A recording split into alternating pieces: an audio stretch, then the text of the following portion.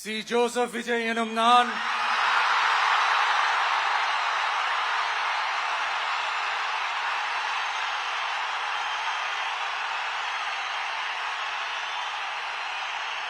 சட்டப்படி அமைக்கப்பெற்ற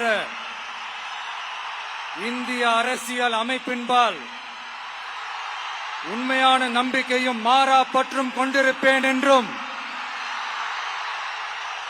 இந்திய நாட்டின் ஒப்பில்லாத முழு முதல் ஆட்சியையும் ஒருமையையும் நிலை நிறுத்துவேன் என்றும்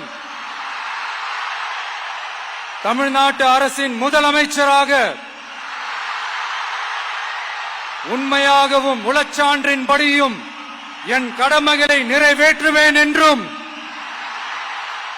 அரசியல் அமைப்பிற்கும் சட்டத்திற்கும் இணங்க அச்சமும் ஒருதலை சார்பும் இன்றி விருப்பு வெறுப்பை விலக்கி பலதரப்பட்ட மக்கள் அனைவருக்கும் நேர்மையானதை செய்வேன் என்றும் ஆண்டவன் மீது ஆணையிட்டு உறுதிமொழிகிறேன்.